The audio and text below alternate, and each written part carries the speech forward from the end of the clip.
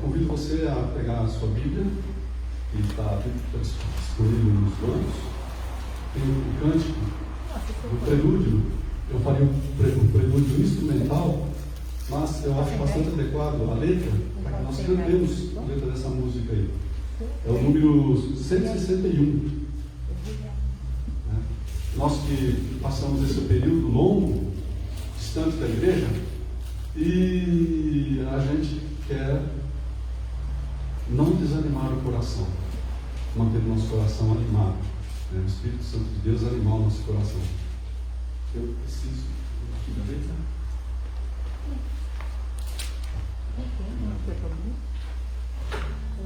Então nós vamos cantar em vez de ter apenas um prelúdio instrumental.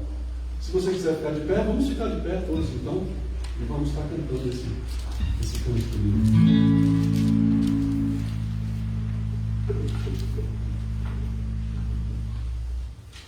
Faça disso uma oração para a sua vida, né? Essa letra é linda. Não desanimes o coração, Deus velará por ti. Põe tua angústia na sua mão, Deus cuidará de ti. Deus cuidará de ti por toda a vida, na dor, na vida, sim, não te deixará. Deus cuidará de ti nas horas tristes de angústia e dor. Deus velará por ti, no doce abrigo do seu amor. Deus cuidará de ti, Deus cuidará de ti por toda a vida, na dor, na lida, sim, não te deixará. Deus cuidará de ti quando em tristezas e provações. Deus velará por ti nas amarguras e tentações. Deus cuidará de ti, Deus cuidará de ti por toda a vida, na dor, na lida, sim, não te deixará. Deus cuidará de ti. Seus ternos braços te estende bem, Deus velará por ti. Nele acharás seu descanso e bem, Deus cuidará de ti. Deus cuidará de ti por toda a vida, na dor, na lida, sim, não te deixará. Deus cuidará de ti. Amém. Bom dia, graça e paz do nosso Senhor Jesus Cristo. Amém. Que alegria retornarmos. Faz já 6 meses praticamente do nosso último culto presencial, foi em janeiro. E em nome do Pai, do Filho e do Espírito Santo, que nós nos reunimos como povo de Deus nessa manhã, depois de tanto tempo. É um refrigério para a alma. Nós, de longe, matávamos a saudade, mas nada como estar perto, apesar de ter todo o distanciamento, assim, mas é diferente a gente olhar nos olhos, sorrir com os olhos, abraçar com os olhos. É muito bom ver todos. E para a gente iniciar esse culto, então, eu gostaria de pedir para você, nós vamos acompanhar a leitura do Salmo 133, e como nós tinha preparado uma versão diferente, mas o data show não foi. Então eu convido você a abrir sua Bíblia e nós vamos fazer essa leitura juntos. Salmo 133. Salmo 133, vamos ler ele juntos para iniciar esse domingo especial. domingo em que nós encerramos as nossas celebrações, porque mesmo online a gente pode celebrar bastante, né? Durante o mês de julho. Hoje nós encerramos então com a mesa do Senhor, encerramos e também comemoramos também os 118 anos da nossa denominação, completados ontem. Então eu convido você, vamos ler juntos. Como é bom e agradável viverem unidos os irmãos, é como óleo precioso sobre a cabeça, o qual desce para a barba de Arão, e desce para a gola das suas vestes. É como o orvalho de Hermon, que desce sobre os montes de Sião. Ali ordena o Senhor a sua bênção e a vida para sempre. Vamos orar? Deus de amor, Deus de cuidado, nós rendemos graças a Ti nesta manhã, por estarmos aqui reunidos nesse espaço, ó Deus, nesse templo que nós amavelmente chamamos de casa do Senhor. Que alegria estarmos aqui novamente, Senhor, que alegria podemos estarmos juntos, podemos olharmos uns para os outros, ó Deus. Graças nós te damos, ó Pai, porque ao longo da nossa história, apesar de tudo isso que nós temos passado, desses tempos difíceis, o Senhor tem estado conosco. O Senhor tem nos atendido, nos dado segurança e consolo no meio de tanta tribulação, Senhor. Nós te damos graças nessa manhã, te adoramos, te bendizemos, ó Deus. Porque o Senhor é santo, porque o Senhor é justo, porque o Senhor é fiel à tua palavra, que diz que nunca nos deixaria sozinho. E durante todo esse tempo, apesar do distanciamento físico, nós não nos sentimos sós, ó Deus. Obrigada porque nessa manhã de forma especial nós podemos estar aqui, ouvir a tua palavra, também participar da mesa do Senhor, poder orar, cantar. Pai, que maravilha, que esses meios de graças nos alcancem de uma forma muito especial. Que o teu Santo Espírito, Senhor, abra os nossos corações e as nossas mentes nessa manhã. Aqueles que aqui estão e também aqueles que de casa nos assistem, que ainda não têm a segurança, que ainda têm as suas comorbidades e não podem estar conosco, clamamos, ó Deus, que eles também se sintam abraçados, amparados, tocados por Ti, Senhor. Nós oramos nessa manhã, no nome santo do Senhor Jesus. Neste momento, te rendemos graças, ó Deus, porque é único e suficiente, Senhor e Salvador das nossas vidas. Nós oramos, adoramos a Ti, em nome de Jesus. Amém. Eu convido você a se sentar e nesse momento, é um momento de silêncio. Nós vivemos num mundo muito barulhento. Eu não sei se você já percebeu, mas quando a gente fala silêncio, é uma coisa que... Então eu queria pedir para você nesse momento um momento de silêncio, para você olhar dentro de você. E a palavra nos diz que se nós dissermos que não temos pecado nenhum, a nós mesmos nos enganamos, a nós nos fazemos mentirosos. Então eu convido nesse momento a você a olhar para dentro de si, a pedir perdão pelos seus pecados, pelas suas faltas, apresentar diante do Senhor tudo aquilo que nesse momento te vem à mente, ao coração.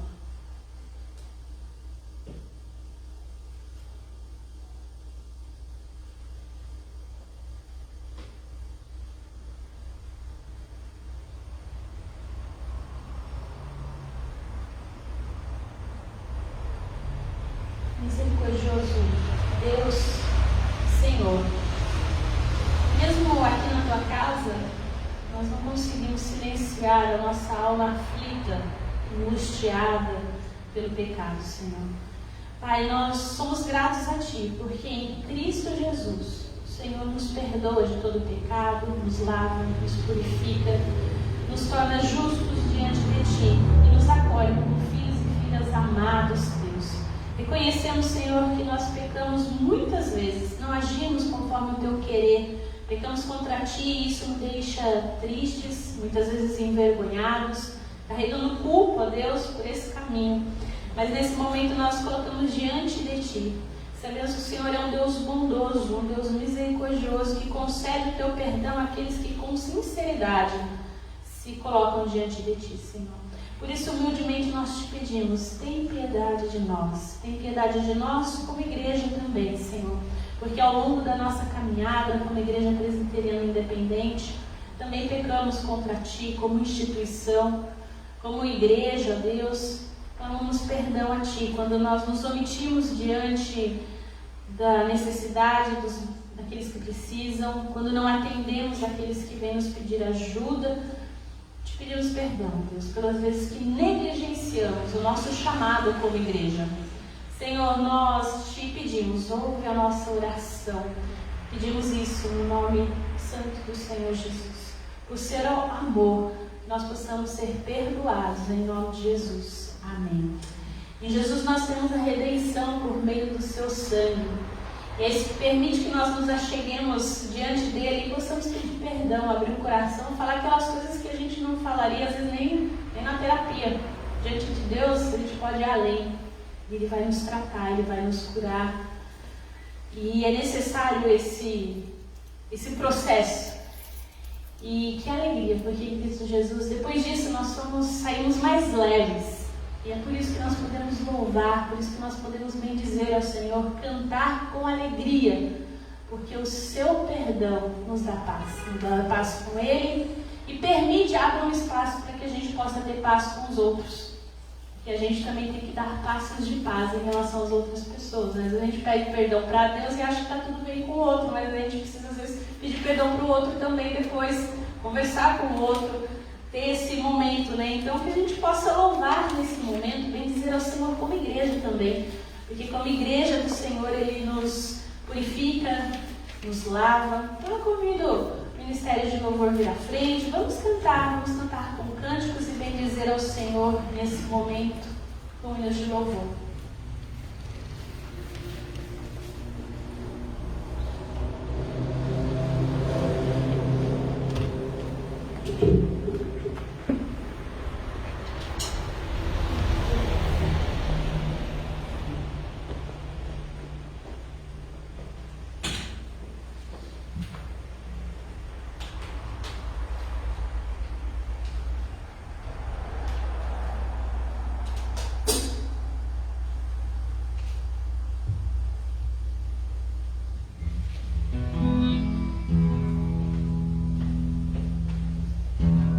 Colocar de pé, irmãos, e vamos nesse tempo de louvor, de adoração, nos derramar, nos despejar diante de Deus, aquele que teve a iniciativa de nos remir, nos tirar daquele lamaçal, né, de pecado e tornar-nos filhos dele, herança. Junto com Cristo, somos feitos filhos de Deus. Então nós podemos nos derramar de plena confiança. Plena confiança. Não é uma confiança parcial, uma confiança que nós temos num amigo, numa outra pessoa, num pastor, num presbítero, num diácono, num amigo. É uma confiança plena, porque Ele deu a vida em favor de nós. Levou consigo as nossas dores e o nosso pecado lá na cruz. Então nós podemos nos derramar confiadamente, porque Ele deixou também o selo do Espírito Santo no nosso coração, que traz paz no nosso coração, traz paz. Me derramar, dizer que te amo, me derramar, dizer que preciso. Dizer que sou grato, me derramar, dizer que és formoso, eis-me aqui, outra vez, diante de ti, abro meu coração, meu amor, tu escutas.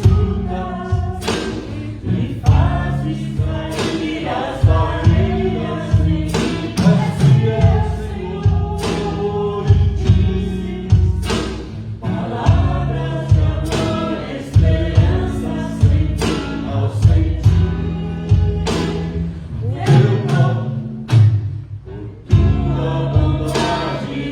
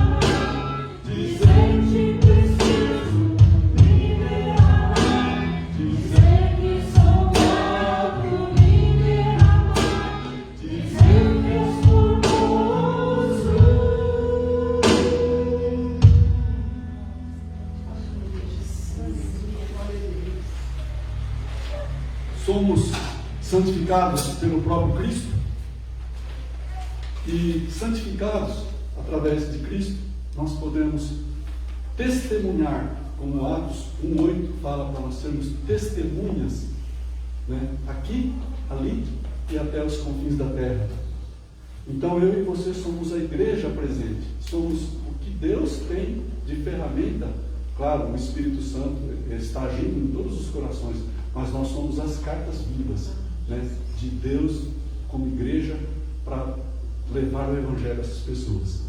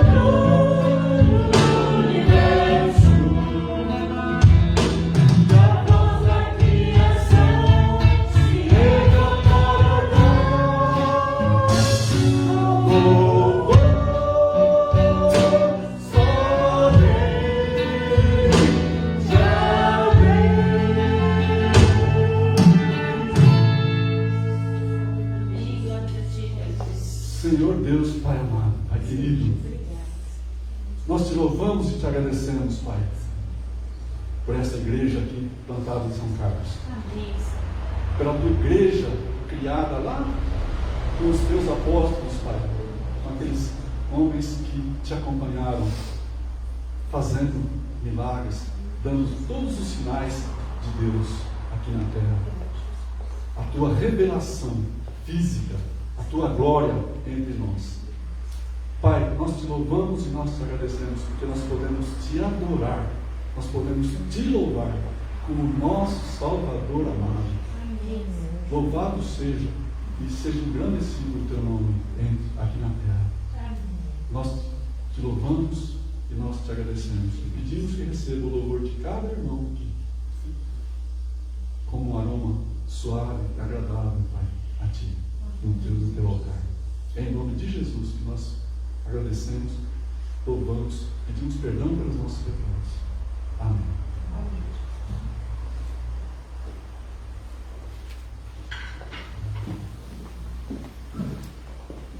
Hoje, dia 1º de agosto, nós... Não vai embora não.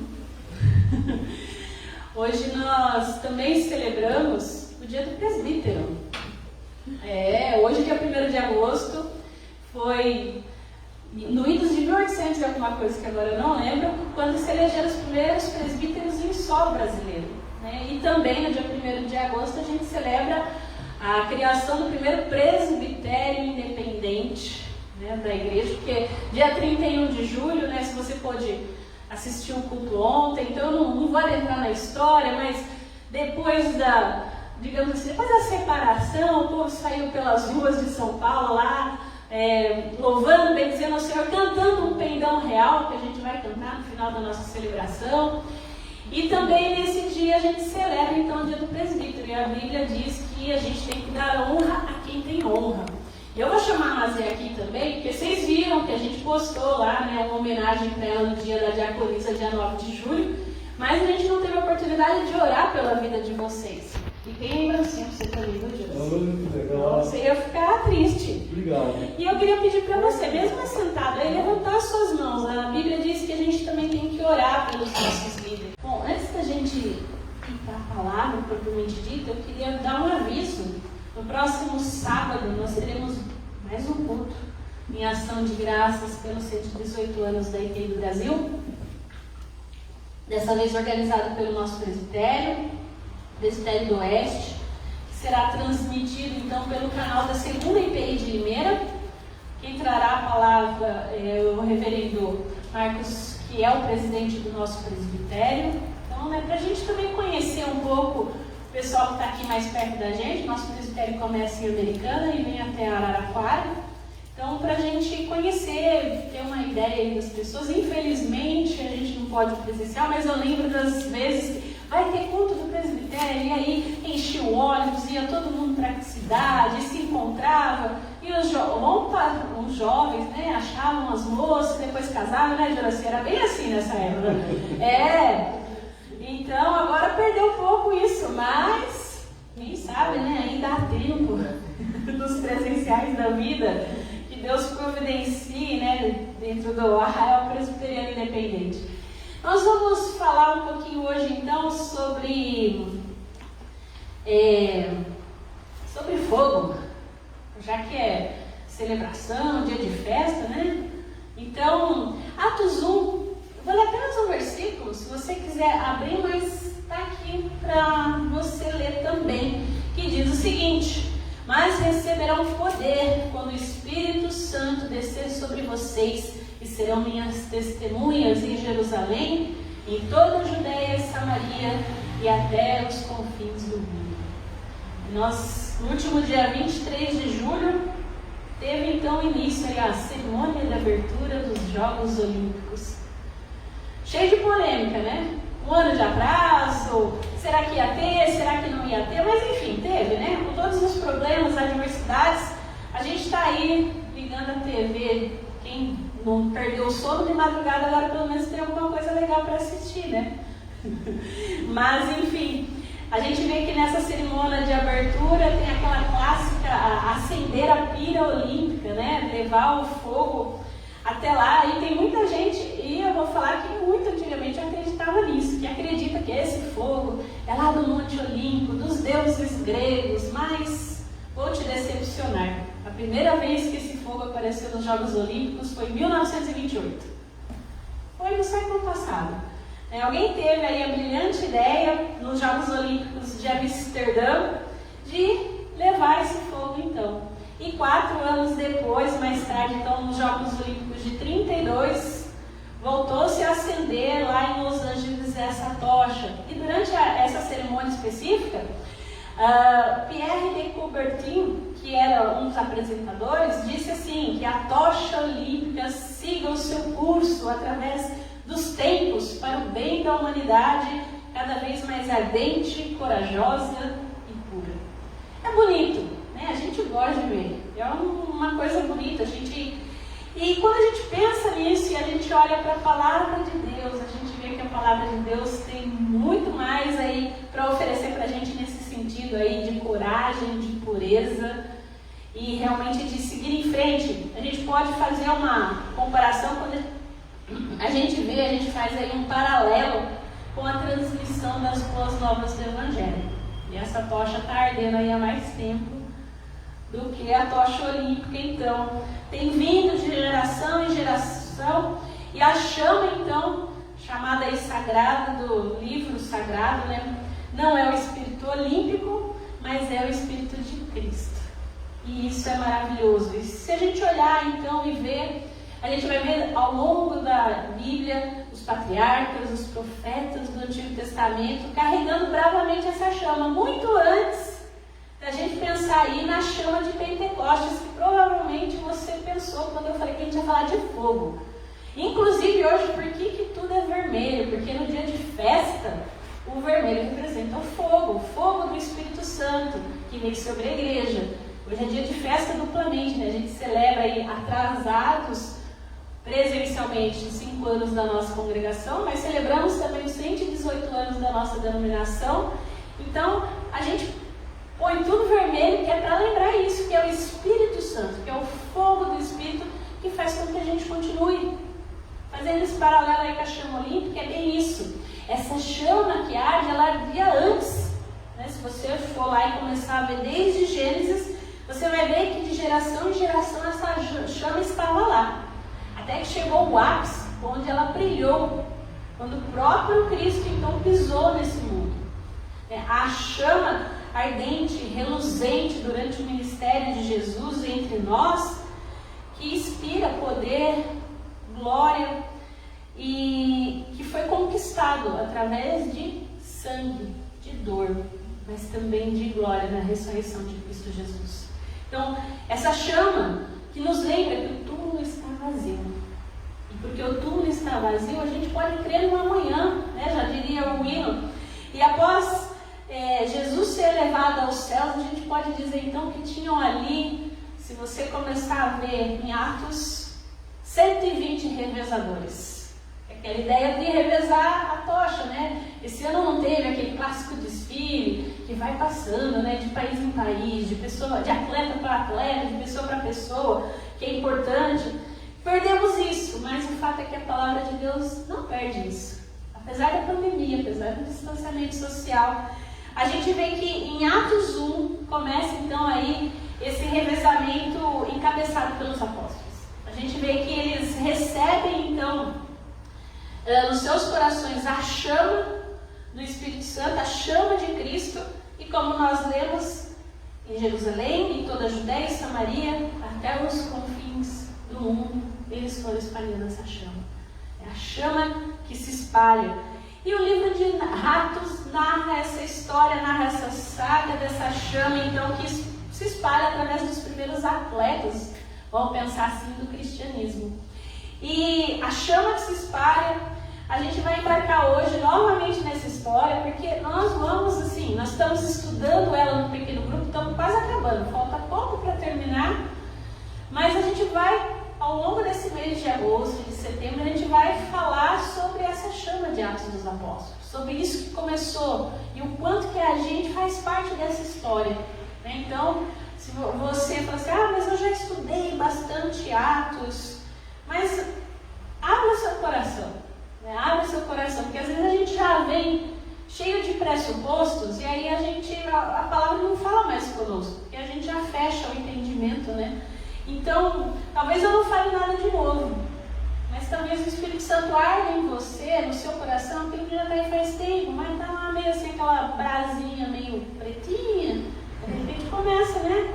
É isso que o Espírito Santo faz com a gente. Às vezes a gente está longe, distante, e que essas celebrações presenciais possam fazer isso também, né? O convívio com a comunidade faz bem, é necessário, né? Eu sempre falo que nós somos seres sociais, e a gente precisa um do outro, mesmo a gente não querendo. E essa pandemia deixou muito claro, né? Até o vírus precisa da gente para se espalhar. Infelizmente. Mas o fato é que as nossas meditações vão ocorrer em volta de Atos dos Apóstolos e a gente vai falar bastante sobre como assim, em Atos a gente vê um monte de cristão amedrontado, hospedado num pequeno aposento lá de Jerusalém, morrendo de medo, mas que se reuniam ali para a oração. E a gente vê que eles acabam, de repente, sendo, então, envolvidos por esse fogo do Espírito Santo. E a gente pensa no fogo do Espírito e às vezes a gente já imagina aquelas igrejas pentecostal. E quando a gente fala em fogo do Espírito, a ideia é o quê? Nós estamos, assim, cheios do Espírito Santo. Isso não significa necessariamente barulho, né?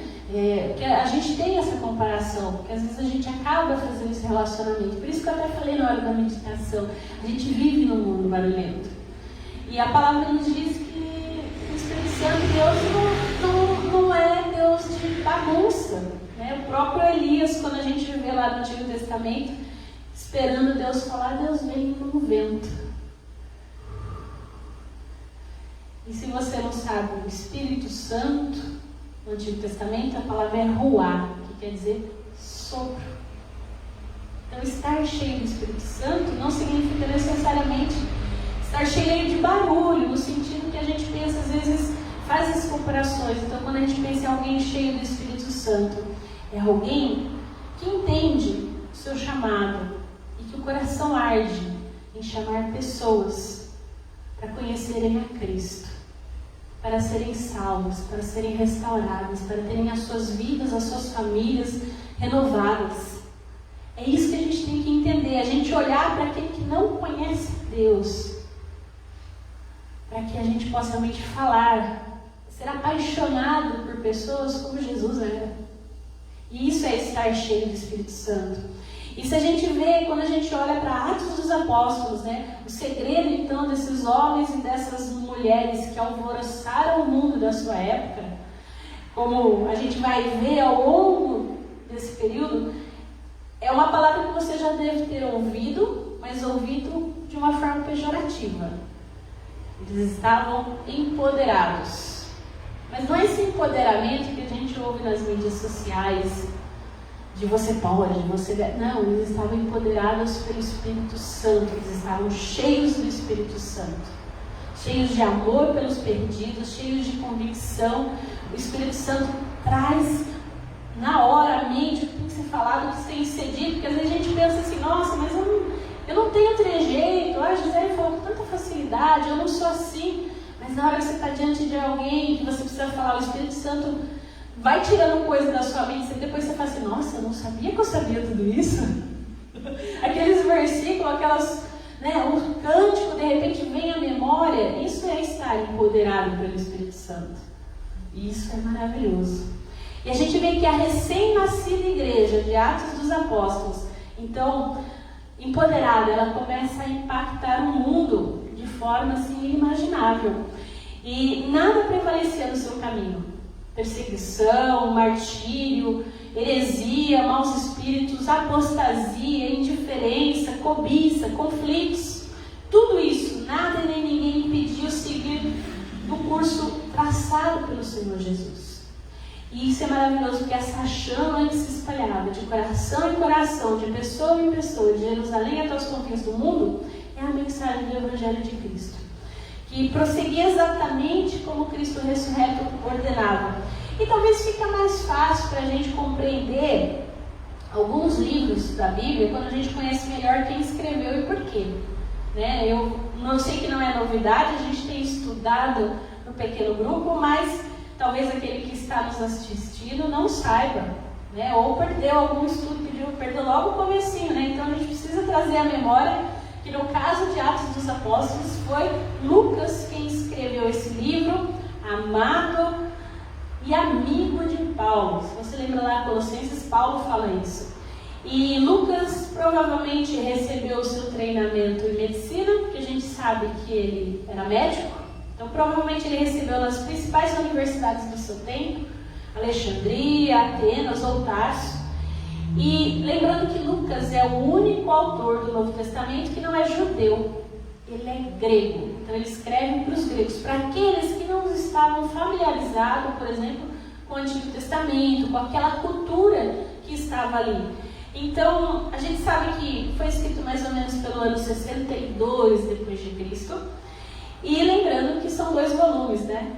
O Evangelho de Lucas, o primeiro tombo, digamos assim, e o segundo, que é Atos dos Apóstolos. E aí vale uma curiosidade, né? Isso a gente não falou no pequeno grupo, tá vendo? Tem coisa que a gente guarda para um culto. Provavelmente, esse trecho que a gente tem do Evangelho e de Atos dos Apóstolos era o que cabia num pergaminho. Num pergaminho que você levava, e geralmente essas histórias, elas eram escritas para serem lidas. Não era todo mundo que sabia ler. Então a pessoa levava aquele pergaminho de papiro para onde ela fosse, sentava lá, abria e lia. Isso, assim, várias, não só as cartas, mas como Apocalipse também, né? Tem uma dinâmica de leitura da pessoa que está ouvindo, não lendo. A gente lê hoje, às vezes algumas coisas parecem estranhas, mas por isso que é importante a gente ler, às vezes até em voz alta, ou outra pessoa lê para a gente. Se você tem um costume, também pode ouvir a Bíblia, porque foram feitas para serem lidas. E aí Lucas 1 diz o seguinte, de 1 a 4: muitos já se dedicaram a elaborar um relato dos fatos que se cumpriram entre nós, conforme nos foram transmitidos por aqueles que desde o início foram testemunhas oculares e servos da palavra. Eu mesmo investiguei tudo cuidadosamente desde o começo e decidi escrever-te um relato ordenado, ó excelentíssimo Teófilo, para que tenhas a certeza das coisas que lhe foram ensinadas. Ou seja, Lucas ele vai fazer o quê? Uma investigação. Provavelmente, aí a gente entra na probabilidade em estudos extra-bíblicos. Esse Teófilo provavelmente era um oficial romano convertido ao cristianismo que bancou Lucas para Lucas fazer essa pesquisa. Tipo, ó Lucas, eu fiquei sabendo disso, eu quero saber se isso é verdade. E aí ele, né, dá todo o subsídio para que Lucas, o que a gente chama hoje de patrocinador, vem dessa época, os patronos, para que Lucas fizesse então essa pesquisa e fosse atrás, para ter certeza se aquilo tudo que tinha ouvido falar, aquilo que chegou ao ouvido de Teófilo era verdade ou não. E aí a gente tem então esse relato, por isso que ele é bem sistematizado. Mas antes que você pense e fale assim, mas é uma história então, e olhar apenas como uma história, os atos narrados, é importante a gente ver que Lucas traz para nós em Atos uma história teológica. E qual que é a diferença de uma história comum para uma história teológica? Lucas ele quer nos mostrar como a salvação ocorre. Por que Cristo nos salvou? E aonde vai dar tudo isso? Né? Tanto que, ou seja, ela tem um aparato espiritual. Então não é simplesmente uma história, porque a pessoa pode olhar e falar, isso aqui é um livro de historinhas, a Bíblia. Não, ela vem nos trazer o quê? A história da salvação. E Lucas ele tem essa intenção de forma clara. E aí, se a gente parar para pensar, então a gente vai falar sobre Atos, é importante a gente pensar em um pequeno esboço desse livro, e vale a pena. Por que a gente começou com Atos 1:8? Porque ele nos dá um esboço perfeito desse livro. Ele diz, mas receberão poder quando o Espírito Santo descer sobre vocês, e serão minhas testemunhas em Jerusalém, na Judéia, em Samaria e nos confins do mundo. E a gente poderia dizer que os capítulos de 1 a 7 vão falar da missão em Jerusalém. A missão local, que a gente chama de missão urbana. Então vamos pensar que é a gente aqui em São Carlos. É o nosso gradil, aquele lugar menor. E aí depois a gente vê do 8 ao 12 o que a gente poderia chamar então de missões estaduais ou nacionais. Que é a questão da Judéia e Samaria. Então é algo fora da cidade de Jerusalém. E aí a gente vê que chega uma hora que os crentes ali parecem estar meio acomodados. E aí o que acontece? Perseguição. E esse pessoal, a maioria, some de Jerusalém. Aqueles 120 lá do começo, fica só os 12 de novo. E esse povo que some, que se espalha, acaba atingindo judeus e não judeus, gentios, então gregos, multiplicando discípulos, transformando vidas fora de Jerusalém. E aí, por último, então, quando a gente pensa nos confins da terra, vamos pensar só em Atos, do 13 ao 28, vai falar pra gente o quê? De missões mundiais. Então, lembrando que o mundo conhecido naquela época era só o Império Romano. Nós não estávamos no mapa naquele momento. Mas o que nós sabemos é que depois de tanto tempo, chegou até nós. Chegou até nós através de homens e mulheres corajosos que no seu tempo resolveram enfrentar oceanos e chegaram, por exemplo, quando a gente pensa no Brasil, quando a gente pensa em presbiterianismo, dia 12 agora de agosto, a gente celebra o dia do presbiterianismo, a primeira vez que um pastor presbiteriano chega ao Brasil. É o Simonton. E ele chega e, então assim, pensando na nossa realidade, e morre jovem, infelizmente. E depois dele vieram tantos outros, Eduardo Carlos Pereira, então, que é o pastor, então, que a gente tem aí como referência da IPI, o primeiro que foi lá.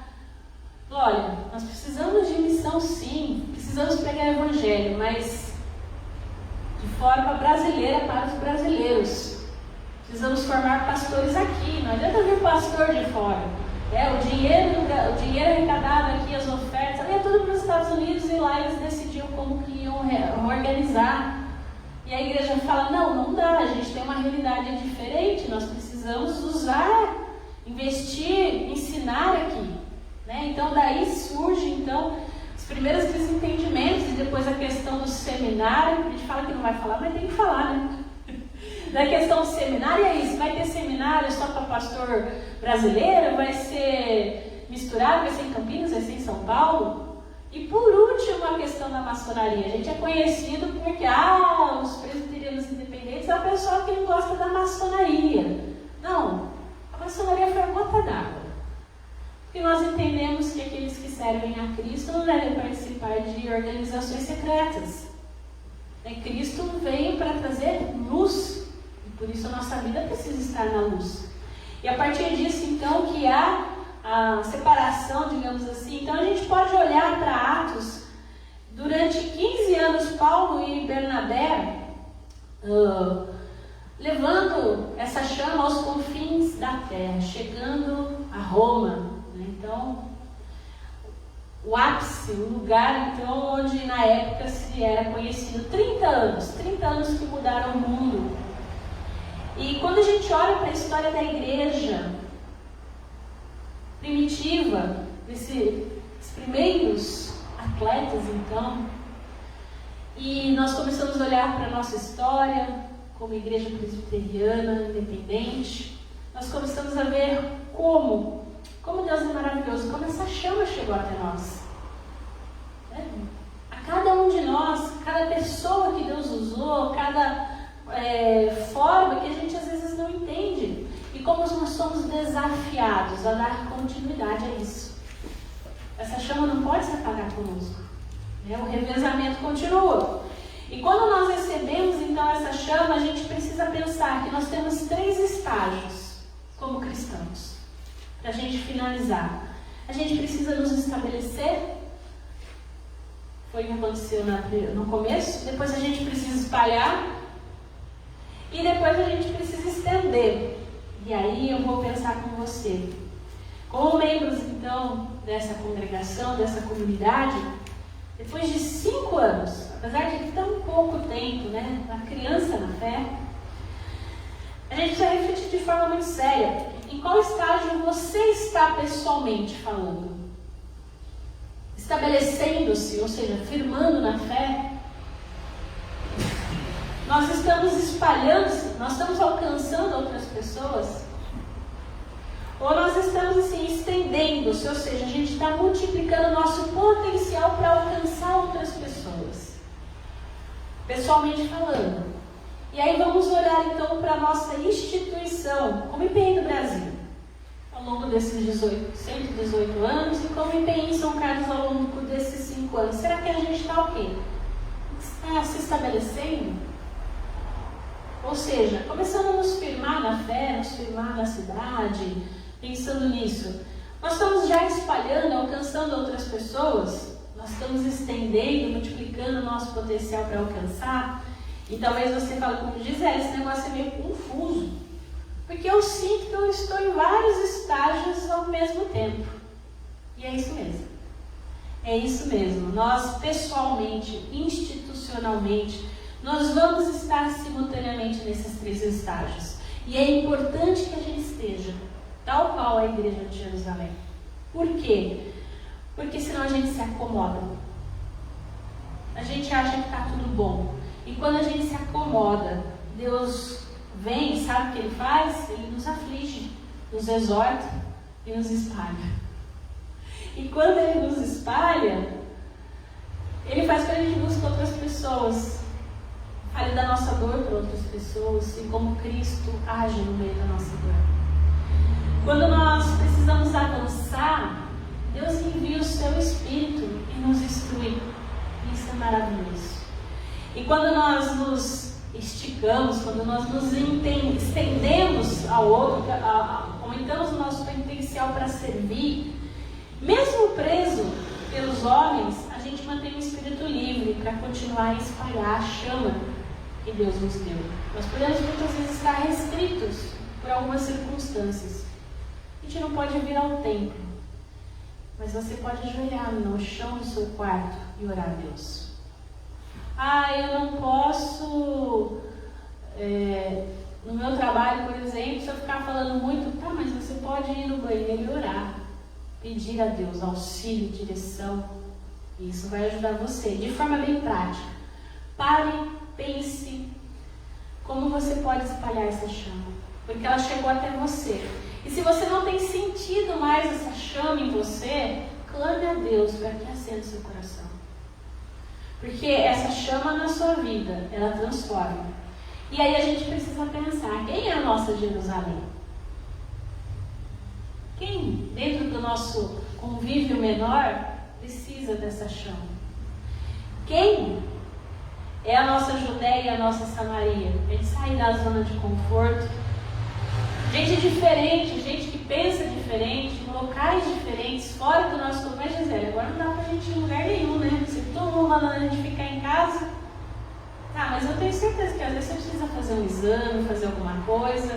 E quando você está lá na fila, no mercado, da farmácia, daquilo que é essencial, quem é você? Porque... a gente falou, né, da gentileza que cativa, falamos de defender a nossa fé. Será que a gente tem sido gentil, mostrado esse Cristo para as outras pessoas? Ou a gente está sempre carrancudo? É um exemplo simples. Mas enfim, a gente precisa criar estratégia, pedir para Deus nos capacitar. E se a gente está numa fase ainda de firmar a fé, porque às vezes acontecem dificuldades, acontecem lutas que deixam a gente prostrado, sem força. Que nem brasa depois que não tem fogo, não tem. Peça para Deus, porque Ele é quem nos levanta, Ele é quem nos fortalece. E é Ele quem nos chama para participar da mesa dele. para fortalecer a nossa chama. Para que a gente possa realmente nos estabelecer e firmar da fé, nós precisamos disso, nós precisamos do alimento, do culto dominical, da oração, da leitura bíblica. Para a gente poder se estender e alcançar os outros, a gente precisa estar cheio, alimentado. O atleta que não come antes do exercício, desmaia. O atleta que não está bem psicologicamente, como a gente viu nessa Olimpíada, não vai disputar medalha, porque não tem força. E é em Cristo que nós encontramos a nossa força. Nós precisamos lembrar disso, participar da mesa. O amor eterno de Deus que nos chamou, que nos cultivou, está nos convidando na mesa do Senhor a alimentar a nossa fé, para que a gente possa estender e para que a gente possa multiplicar. Então eu convido você nessa hora, você aí no seu banco, você tem o cálice, você já ir deixando ele já, de deslacrá-lo, deixar aí no jeito, para a gente participar da mesa. Você que está em casa e nos acompanha nesse momento e quer participar, e já preparou seu pão e seu vinho também, agora nesse momento deixe ele aí na sua frente. E eu gostaria de que nós ficássemos em pé, então, e nós vamos orar. Eu vou pedir para o presbítero de Horaci fazer então uma oração de ação de graças nesse momento.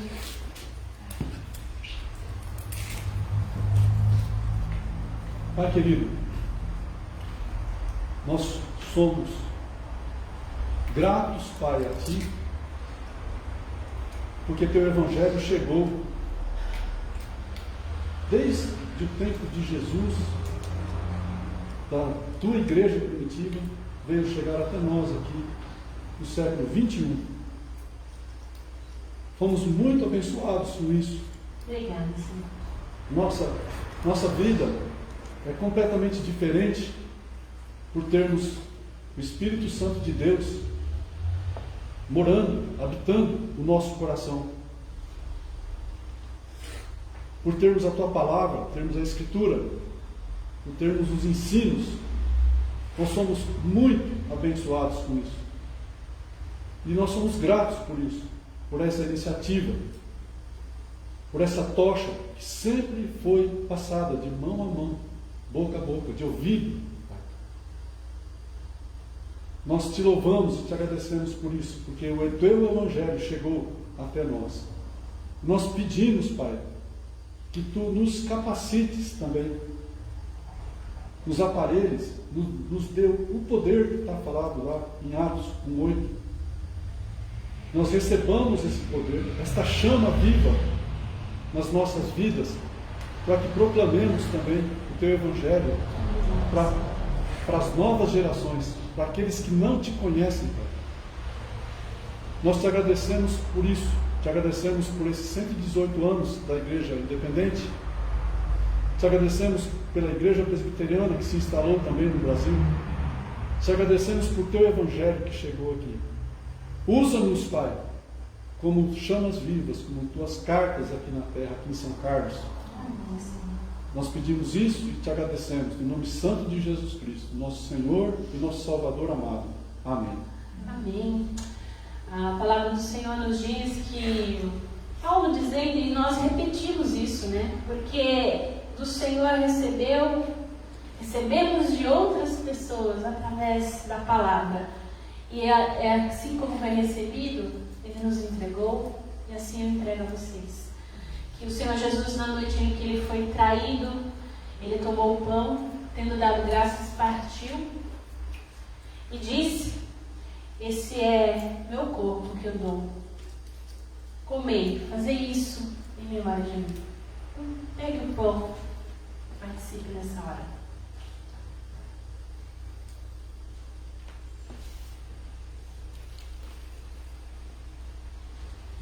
De semelhante modo, depois de haver ceado, Jesus também tomou o cálice e disse: este é o cálice da nova aliança, que eu faço em meu sangue. Fazer isso todas as vezes que beberdes, em memória de mim. Bebamos todos.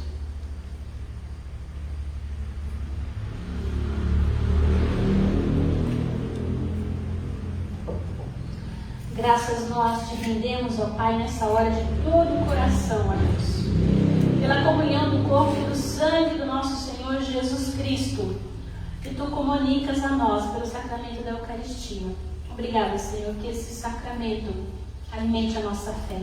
Que esse meio de graça, ó Deus, nos fortaleça, Pai, para que nós possamos seguir em frente. Que esse meio de graça queime o nosso coração com o teu Santo Espírito, Pai. Obrigada. Obrigada por nos convidarmos a andar contigo, a carregar essa tocha. Nessa caminhada nós possamos a conhecer e perceber que tu sabes todas as coisas e está sempre conosco. Nós da vida nos conserva por causa do seu amor. Nós te louvamos pelo teu grande e infinito amor por nós. Obrigada, Senhor. Nós louvamos, nós bendizemos a Ti e pedimos de forma especial nesse momento pela nossa igreja. Por cada membro, Pai, para que esteja sempre firme na fé, para que possa ousar, para que possa falar de Ti, levar essa tocha àqueles que ainda não Te conhecem. Ouve a nossa oração, atende nossa súplica, Senhor. E por isso também nós, tendo a certeza que o Senhor nos fortalece, nós ousamos clamar e interceder pelo mundo, ó Deus. Pedimos pelas autoridades instituídas, te pedimos pelo nosso país, Senhor. Te pedimos para aqueles que sofrem, Senhor, nesse momento, angústias, dificuldades, temores. Coloque a sua mão protetora sobre cada um, Senhor. Ao tomar decisão, seja em benefício próprio ou do povo, ó Deus, que nós possamos agir como o Senhor agiria. Clamamos pelo fim dessa pandemia, intercedemos para que seja primeiramente feita a Tua vontade, não a nossa. Amém. Pedimos a Deus pelas pessoas enfermas, de forma especial colocamos nesse momento nas Tuas mãos a vida do reverendo Ricardo Bento, Pai. Amém. Clamamos por cura, por restauração sobre a vida dele. Agradecemos pela recuperação também do Luiz Antônio, do sobrinho da Regina Marcos. Obrigada, Senhor, porque o Senhor tem cuidado de cada um deles. Clamamos também de forma especial pela vida do Rodrigo, filho do Pô e da Yolanda, pela sua saúde e também pela saúde dos nossos idosos, seja com a dona Laurinha, com a dona Heloína, com o seu Pedro, Pai. Também pedimos pelos nossos pastores, abençoa o reverendo Valdinei, o reverendo José Andrés, a minha vida. Tudo mais, ó Deus, que está na nossa mente, no nosso coração nessa hora, nós depositamos a Ti, diante da cruz de Cristo, na confiança de que acolhes cada motivo do nosso coração, juntos e juntas, orando a oração que o Senhor nos ensinou, dizendo: Pai nosso, que estais nos céus, santificado seja o Teu nome, venha o Teu reino, seja feita a Tua vontade, assim na terra como no céu. O pão nosso de cada dia nos dai hoje, perdoa as nossas dívidas, assim como nós perdoamos os nossos devedores. E não nos deixes cair em tentação, mas livra-nos do mal, pois Teu é o reino, o poder e a glória para sempre. Amém. Irmãos e irmãs, receba a bênção, que o Senhor te abençoe e te guarde, que o Senhor faça resplandecer o rosto sobre ti e tenha misericórdia de ti. O Senhor levante sobre ti a face e te dê a paz, em nome do Pai, do Filho e do Espírito Santo. Amém. Amém. Que você possa ser um bom e boa atleta de Cristo, levar essa chama à frente. Nós vamos nesse momento, nosso pós-lúdio, nós vamos cantar o hino então oficial da nossa igreja, o Pendão Real. Cante com alegria. Eu não sei se você, muitas vezes o pessoal sabe, vê, mas não sabe o que é. Quando a gente canta no refrão com valor, sem temor, um pendão real, tal, e levanta, faz assim, né? O nosso pendão é a palavra do Senhor. O pendão é uma bandeira. Essa bandeira, né? Essa chama que a gente leva, que a gente deve espalhar. Então, cantemos com alegria nessa hora.